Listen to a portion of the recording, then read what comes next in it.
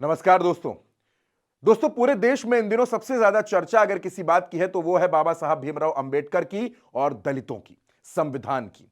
ये चर्चा इस वजह से है क्योंकि लोकसभा में खड़े होकर अमित शाह ने एक बयान दिया। उन्होंने कहा कि अंबेडकर अंबेडकर अंबेडकर अंबेडकर अंबेडकर अंबेडकर, ये जितने बार अंबेडकर अंबेडकर का नाम लेते हो, अगर इससे अच्छा भगवान का नाम लेते तो 7 जन्म में स्वर्ग मिलता।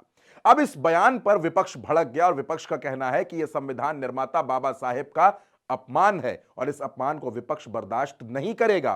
संसद परिसर में, संसद के अंदर, संसद के बाहर, हर जगह हमने देखा कि किस तरह से राहुल गांधी, प्रियंका गांधी और विपक्ष के तमाम सांसद, अखिलेश यादव से लेकर डिंपल यादव तक, महुआ मांझी तक, अलग अलग दलों के सांसदों ने लगातार प्रदर्शन किया। उत्तर प्रदेश में समाजवादी पार्टी ने लगातार प्रदर्शन कर रही है और मांग कर रही है कि अमित शाह माफी मांगे। तो अब 22 और 23 दिसंबर को कांग्रेस पूरे देश में प्रेस कॉन्फ्रेंस करेगी और 24 दिसंबर को पूरे देश में कांग्रेस के नेता और कार्यकर्ता अमित शाह के बयान के खिलाफ पैदल मार्च करेंगे। लेकिन इस बीच यह सवाल जो मैं आपके लिए लेकर आया हूं कि इस देश में दलित कितने दमदार हैं, आखिर क्यों बाबा साहब अंबेडकर इतने जरूरी हैं, क्यों दलित इतने जरूरी हैं और आखिर क्यों विपक्ष इसको मुद्दा बना रहा है। इसको समझने के लिए मैं आपको पिछले 20 सालों में इस देश में जितने लोकसभा चुनाव हुए हैं उसका वोटिंग पैटर्न क्या है, दलित किसके साथ रहे हैं, सबसे पहले वो समझते हैं और उसके बाद इस पर भी बात करेंगे कि दलित कितने दमदार हैं। तो दोस्तों चलिए शुरू करते हैं। लोकसभा में वोटिंग पैटर्न आपके सामने यह है, बीजेपी के साथ और कांग्रेस के साथ। 2004 के लोकसभा चुनाव में जब अटल बिहारी वाजपेयी उस देश के प्रधानमंत्री हुआ करते थे, तत्कालीन प्रधानमंत्री थे, चुनाव चल रहा था, 2004 में 13% वोट दलितों के बीजेपी के साथ गए और इसी चुनाव में 26% वोट कांग्रेस के साथ गए। और दोस्तों याद कीजिए, इसी 2004 के चुनाव में कांग्रेस सत्ता में आती है, यानी दलित जिसके साथ उसको सत्ता मिलती है। 2009 के चुनाव में 12% दलित बीजेपी के साथ थे, यानी 2004 से घट गए। और इधर क्या हुआ, 2009 में कांग्रेस के साथ बढ़ गए, 27% हो गए। नतीजा क्या हुआ, कांग्रेस और यूपीए की एक बार फिर से सरकार बनी, मनमोहन सिंह दोबारा इस देश के प्रधानमंत्री बने।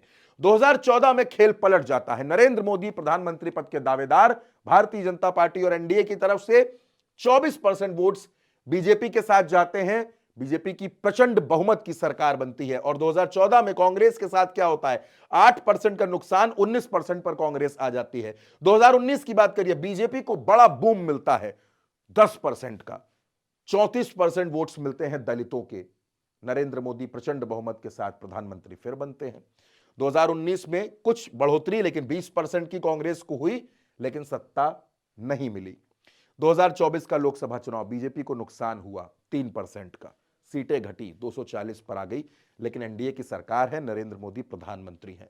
2024 में दलितों का बहुत ज्यादा साथ कांग्रेस को तो नहीं मिला, लेकिन इंडिया गठबंधन को इसका फायदा जरूर मिला। समाजवादी पार्टी की 37 सीटें उत्तर प्रदेश में हो गई और तमाम अलग अलग दलों को इसका फायदा मिला, यानी जिसके साथ दलित हैं वो सत्ता में पहुंचता है, सत्ता के करीब पहुंचता है। और अब दोस्तों वो अहम सवाल जिसको आप जानना चाहते हैं कि इस देश में दलितों की ताकत क्या है, तो उस पर भी बात कर लेते हैं।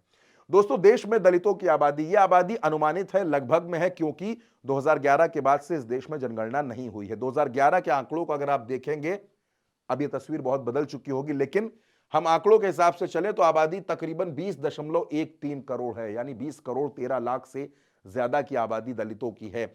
और जो हमारी कुल आबादी है तकरीबन 140 करोड़ की, उसके 17% हैं दलित।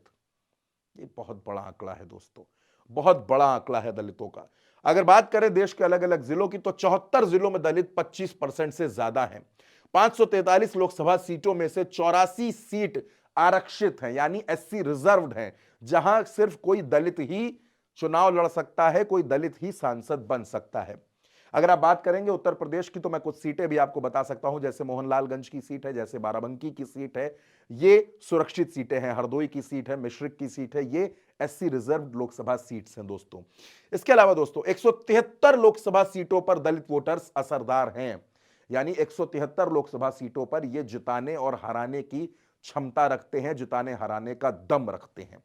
और इसीलिए हर दल ये चाहता है कि दलित वोटर्स उसके साथ रहें, उसके साथ आ जाएं। उत्तर प्रदेश में मायावती दलितों की बड़ी सियासत करती हैं, लेकिन लंबे वक्त से दलित उनसे नाराज चल रहे हैं। उत्तर प्रदेश में चंद्रशेखर दलितों के नए नेता के तौर पर आगे आ रहे हैं और अगर 2024 के लोकसभा चुनाव को देखेंगे तो दलितों का एक बड़ा वर्ग अखिलेश यादव के साथ गया, इंडिया गठबंधन के साथ गया। कुल मिलाकर दोस्तों दलित बेहद जरूरी हैं और सवाल फिर वही कि दलित कितने दमदार और इतने दमदार हैं कि अब बाबा साहेब के नाम पर अमित शाह ने जो टिप्पणी कर दी है उस पर उनको माफी मांगनी ही पड़ेगी, क्योंकि भारतीय जनता पार्टी, संघ और एनडीए के तमाम सहयोगी दल भी इस बात को समझ रहे हैं कि बाबा साहब की ताकत क्या है, संविधान की ताकत क्या है, दलितों की ताकत क्या है। अब अमित शाह माफी मांगते हैं या नहीं मांगते हैं, यह अहम सवाल है। और इस खबर पर आपकी जो भी राय हो, आप अपनी राय कमेंट बॉक्स में जरूर बताएं और उल्टा चश्मा यूसी को सब्सक्राइब करना बिल्कुल ना भूलें। वीडियो पसंद आए तो इसको शेयर जरूर करें।